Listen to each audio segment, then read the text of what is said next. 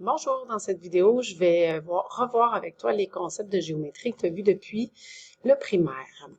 Donc, dans ton document, je t'ai présenté un document de concepts importants en géométrie que je t'ai demandé de mettre dans le transparent pour que tu puisses l'enlever et le remettre facilement. Donc, moi, mon objectif, c'est de revoir avec toi tous les concepts que tu as vus ou presque depuis le primaire, de revoir leur définition et leur utilité.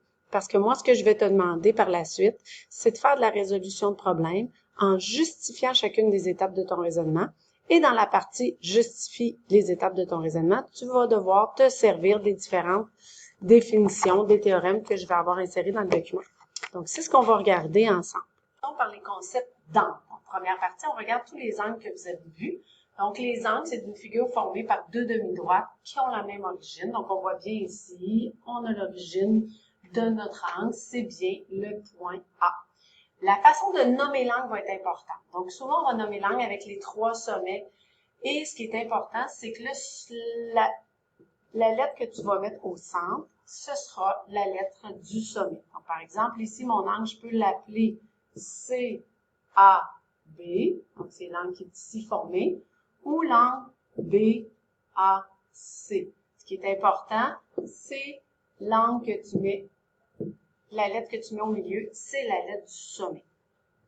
Donc, on utilise le symbole de l'angle, c'est vraiment un petit angle, et ensuite, on énumère les trois sommets.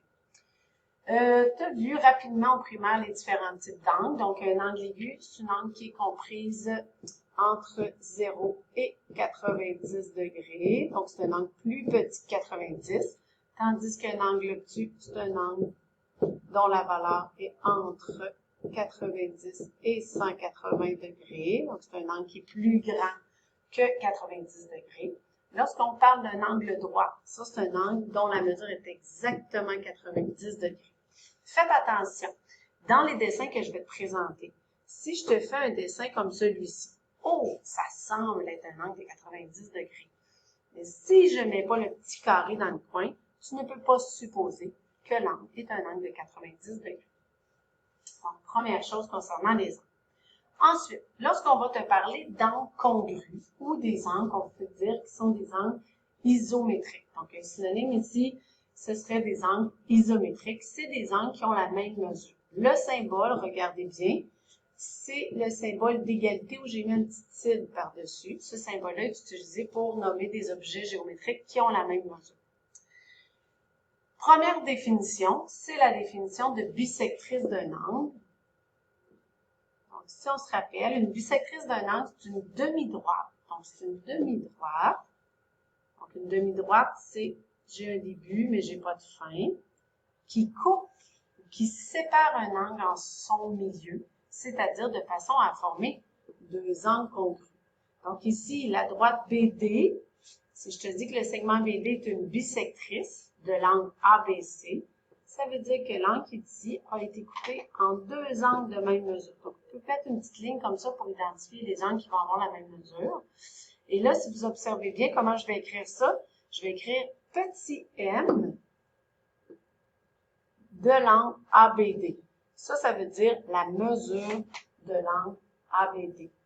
Quand j'écris ça, ça veut dire la mesure de l'angle ABD est équivalente à la mesure de l'angle DBC, car BD était une bisectrice. Comment on va se servir de cette définition-là dans nos résolutions de problèmes? Observons un premier exemple. Je vous mentionne qu'ici, dans le triangle ABC, donc on a souvent un triangle avec ses trois sommets, je te demande de tracer la bisectrice DC de l'angle BCA. Donc, l'angle BCA, d'abord, il faut bien l'identifier. BC, donc ça, c'est le sommet de mon angle A. Donc, c'est l'angle dont la mesure est de 23 degrés. Si je souhaite ici aller tracer la bisectrice de cet angle-là, je vais le faire à la main levée. Donc, je veux partir de mon sommet et je dois tracer un segment qui va couper l'angle en deux angles isométriques. Donc, dans ce cas-ci, on va nommer, comme ça a été demandé, l'angle DC. Donc, si mon segment, c'est la bisectrice, c'est que nécessairement, je vais avoir deux angles qui ont la même mesure. Observez bien comment je vais écrire ça. Là, je l'ai fait pour toi, éventuellement, c'est toi qui vas le faire. Donc, j'ai bien nommé. Donc, on commence toujours par écrire l'angle qu'on trouve. Donc, l'angle ACD.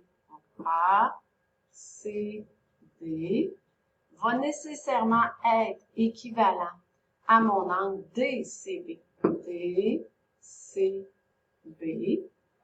Quel va être le calcul? Bien, ça va être l'angle au complet, donc l'angle ACB, que j'ai divisé par 2. Donc, la mesure de 23 divisé par 2 va me donner un angle de 11,5. Quand je vais te demander de justifier les étapes de ton raisonnement, je vais te demander de me dire pourquoi tu as fait ça. Car DC est la bisectrice de ton angle. Donc, tu n'as pas besoin de me redonner la définition de la bisectrice. Tu as juste besoin de me dire, tu as utilisé quel concept? C'est le concept de la bisectrice. Prochain type d'angle. Donc là, ici, on va parler des angles complémentaires et des angles supplémentaires. Donc, si on se souvient, c'est quoi des angles déjà qui sont complémentaires? Ce sont deux angles dont la somme des mesures est de 90 degrés. Tandis que lorsqu'on va parler d'angles supplémentaires au point 8, ce sont des angles dont la somme est 180 degrés. Donc, exemple de l'utilisation des angles complémentaires. Dans un triangle rectangle, les angles aigus sont complémentaires. Ça, c'est un théorème. Un théorème, c'est un énoncé mathématique qui est toujours vrai. Donc, ça veut dire que dans tout triangle rectangle, les deux angles aigus, leur somme va toujours être de 90 degrés. Donc, dans l'exemple ici, dans le triangle ABC suivant, détermine la mesure de l'angle ACB. Donc ici, ACB, je recherche l'angle ici. Donc, qu'est-ce que je pourrais faire? Je vais, dans ma démarche, nommer l'angle, identifier le calcul formel, faire le calcul numérique, et je donne les résultats. Dans ce cas-ci, c'est 40 degrés. Je justifie ce calcul-là de quelle façon? En utilisant mon théorème qui dit car dans tout triangle rectangle, les angles aigus sont complémentaires. Donc, je donne la raison de mon calcul. Ça, c'est pour les angles complémentaires. Qu'en est-il des angles supplémentaires? Les angles supplémentaires, c'est des angles dont leur somme, c'est 180 degrés. Donc, dans un parallélogramme ABCD illustré ci-dessous, l'angle BAD et ABC sont supplémentaires. C'est vrai dans tout quadrilatère. Donc, l'angle BAD et l'angle ABC sont supplémentaires. Ça veut dire que leur somme donne 180 degrés.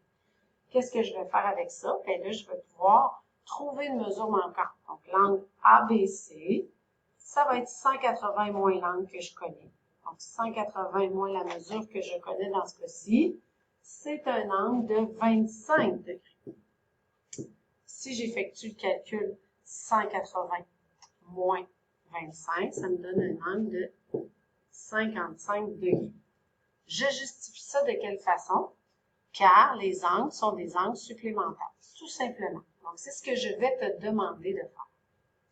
Les angles supplémentaires, c'est des angles qu'on va retrouver très souvent dans nos calculs. Pour ça, je vais faire un petit astérisque, des astérisques chaque côté du point 9, parce que c'est un élément qu'on va utiliser souvent. Lorsqu'on va parler d'angles adjacents supplémentaires. Qu'est-ce que ça veut dire des angles adjacents? C'est des angles qui sont un à côté de l'autre. Supplémentaires, c'est qui forment une ligne droite. Donc ça, c'est des situations où j'ai une ligne droite. Donc on sait que c'est comme un angle plat.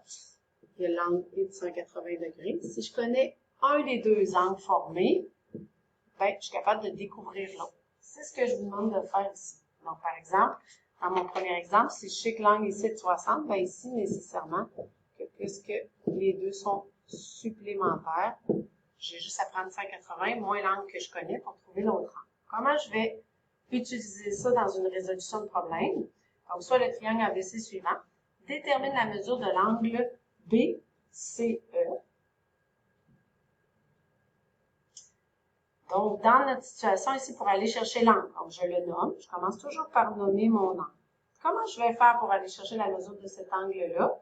Bien, je le sais que cet angle-là, et adjacent supplémentaire à l'angle qui est juste ici. Donc, c'est ce que je vais aller nommer. Je vais dire, ben, OK, je vais faire 180 moins la mesure de l'angle. Et là, il faut que je le nomme comme il faut cet angle-là, ACB.